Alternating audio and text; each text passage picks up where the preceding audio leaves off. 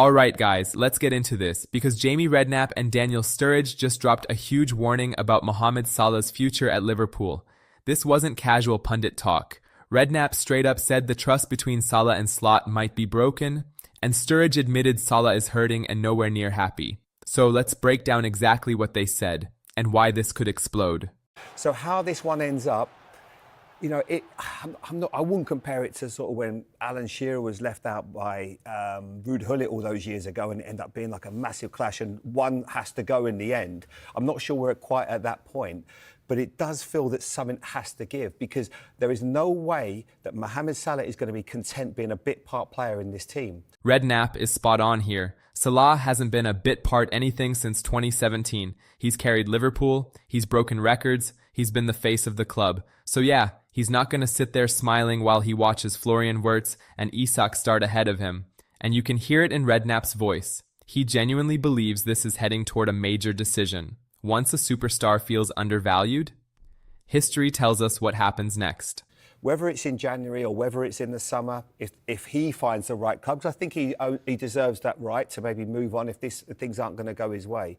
But I can only see that outcome. I don't see really now that maybe once that trust is broken, especially with someone like Mo, who Daniel would know a lot better than me as a human being, I just feel like he needs that confidence and love from a manager. We all talk about how mentally strong he is, but that feels like it's going to come to a head at some point, Daniel. Do you think he could leave the club in January?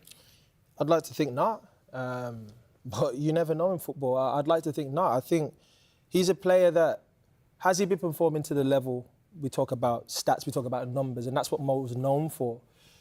Has he delivered those this season? No, he hasn't. But nobody else has either. But you also know how much self-belief this guy has. Yes. And he will be hurting, won't he, right now?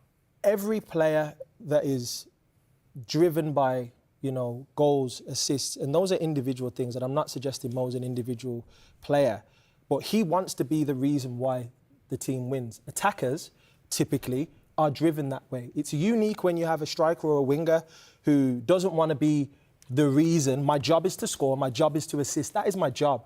I want to do that. Mo's delivered that since he's joined the football club. This is the first season where we can question him and go, oh, well, he's not doing this. But I'm not quite sure that Mohamed Salah is the reason why Liverpool aren't. Last season, he was the reason why the team won the league.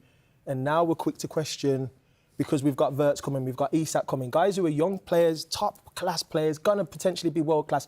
The pair of them, there's no debate in that. I truly believe Ekitike, all the attackers that have Gakpo, this and that.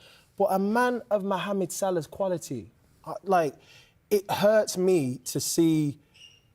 I can tell that, you know, he's not happy, and you wouldn't be, because you're used to being the main man. There comes a time in every player's career where managers, owners, and the player have decisions to make. I don't think this is the stage we're at with Mohamed Salah. Personally, I think the club can turn it around in terms of performances, and I think Mohamed Salah can turn it around in terms of performances. But what I don't want to see is this notion that we're almost pushing Mohamed Salah away because what he scored, he's the top scorer for the team. Yes, we could say there's a couple of penalties in there and whatever, but nobody's delivering top-level performances for Liverpool this season. If we actually ask those players right now, which one of you believe you've been at the level that you've set yourself and the standards you've set yourself for all these? This is classic Sturridge, honest but respectful. He's reminding everyone that even in a dip, Salah isn't some finished player. He's still the top scorer. He's still the hardest worker. He still believes he's elite, and he should. But here's the real message Sturridge is hinting at. If you're going to bench Salah, you better have a plan, because he won't wait around forever. Years. I'm not sure one of them can go out. Maybe only Soboslai, probably. I don't think there's any. Yes. But I'm with you. I think apart from that, Daniel, there's not one play. You could make a case for every player being left out on that side right now. The levels have dropped so significantly, haven't they? Yeah, the levels have dropped. Look, I truly believe they can come back, though. I'm not suggesting that they can't come back. Salah, would you be starting him on Saturday at Leeds? But then, again, I'm not the manager. I can't decide what I believe he would do. I'm saying if you're going to change the formation and play a slightly different form, I would go all the way with it. And I would say, OK, well, let's have a look at Ekitike and Isak up top and see whether that's the answer. If you're going to leave Salah out again, then I will try something different and have Wirtz in a number 10 behind them and see if that can open a few doors. We know what Salah can do. Yes, has he been good this season? He hasn't been at his level. Mo knows that. But Mo also knows I'm a top player and I'm prepared to work my socks off to get back to the level that I've been playing at for One these thing for years. sure, it didn't work today playing Szoboszlai and Gomez at right back and right midfield. But it might be one where you go to Leeds and be more difficult to beat, if that's what he wants to set his team up. But if you're going there to try and win and you're thinking we need a goal from somewhere and playing in a Liverpool style and making sure that you're on the front foot, then Salah has to start.